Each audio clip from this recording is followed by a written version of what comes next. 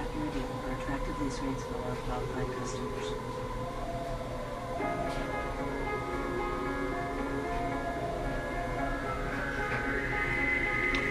Evening, YouTube. Some final thoughts for the week from the old Grey Wolf. Mooney House, I can see it just along the path there, and you can see the devastation that's been caused around this area. It's absolutely unbelievable. And of course, this was an area that was farmland, and all of these houses were inhabited by people who worked on the farms here. And now all you can see is it's a pile of rubble, and people have been searching for their things, searching for their loved ones now all morning. And of course, there are paramedics everywhere. There, again, another dead body that's been found. We've been told that at least 30 this morning have been taken out from the rubble. We're standing right on top of the Samuni house now, where we understand more than 100 members of the extended family were trapped for days.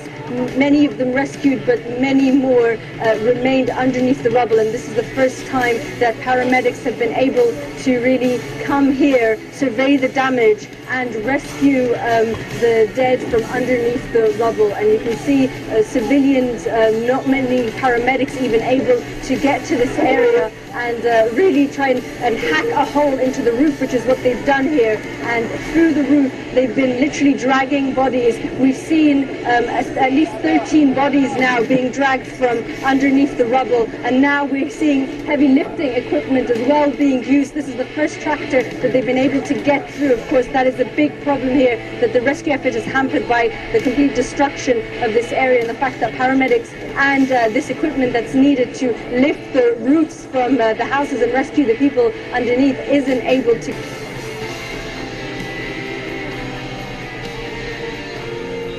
Hello there, I'm Julie McDonald with the headline news on Al Jazeera. Both Israel and Hamas have made a separate ceasefire announcement. Hamas says they will hold fire for it. With Israel trying to leave the Strip, the world is now watching to see if the peace will amount to anything.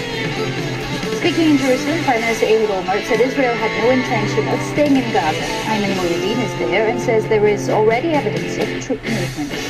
Eyewitness accounts across the central part of Gaza Strip have been telling us that, in fact, the military has withdrawn a lot of its heavy presence and ground forces that it maintained in the central part of Gaza Strip to further positions closer to the border. In fact, we've been out to some areas unimaginable just 24 hours ago, particularly the Hay Zaytun neighborhood, as well as in the northern part of Atlanta. And we can see for ourselves clearly the marks of where Israeli tanks were and where Israeli snipers had taken positions inside the homes of the civilian population in those neighborhoods.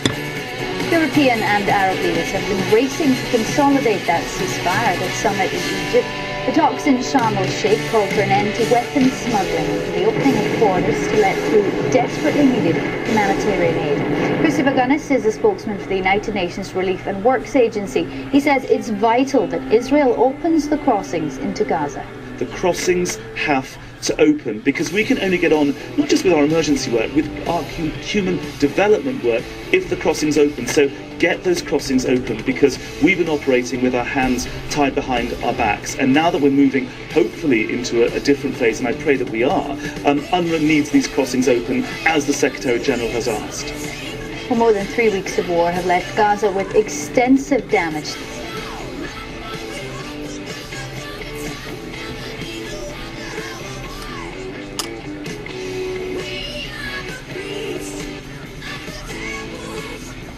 Just some thoughts. You know, as long as the Israelis are in Palestine, the Gaza Strip, do you think Hamas is going to let up? As long as Zionist Israel chokes them off at the borders, do you think Hamas is going to let up?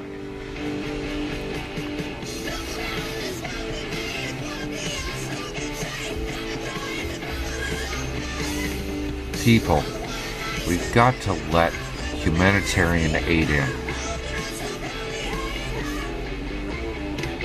We've got to go in.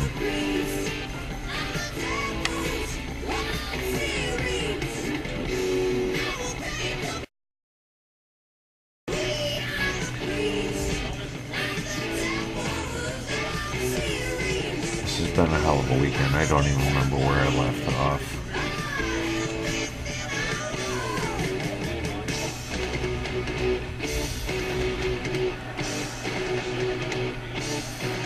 All I know is, as long as Zionist Israel is in the Gaza Strip, there will be no peace.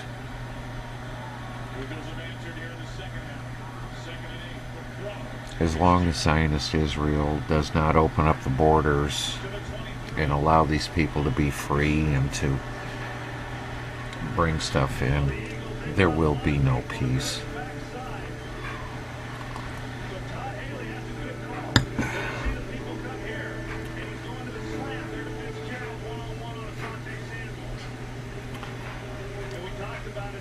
A shout out to Searching for Mark B2, fellow Irishman.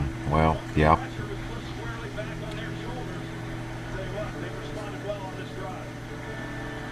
Do or die. Put up or shut up.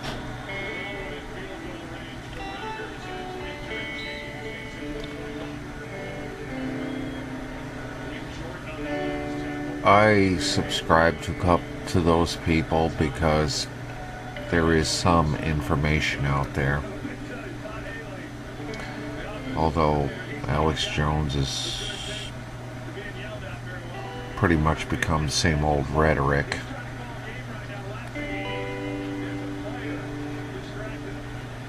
But you can pull some info, useful info, as far as being in out woods, hide in the woods and sneak. No.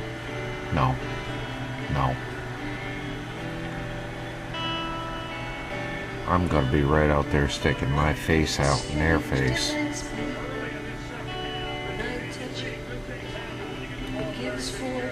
For that, I have no doubt I will be interned.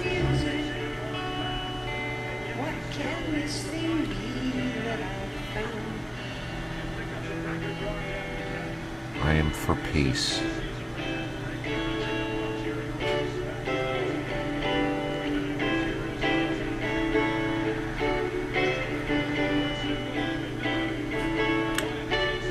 A 20,000 person march on DC would not do anything except bring out the militia and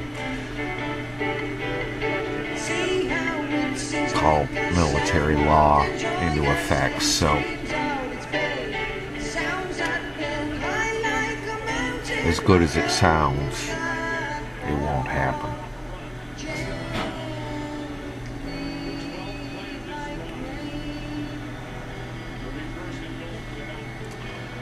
And on a final note,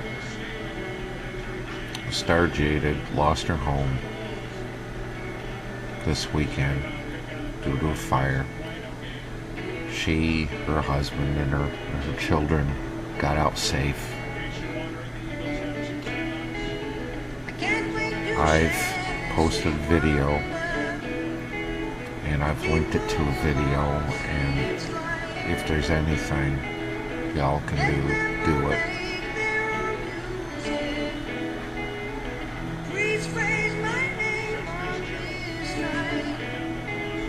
People anymore, all we got is each other.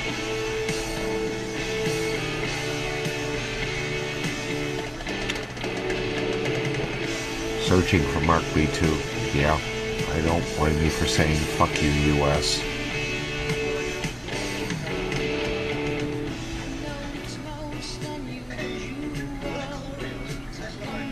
I don't blame you at all. And especially in this situation with the Palestinian people in Gaza. Sort of kind of makes me ashamed. I'm American.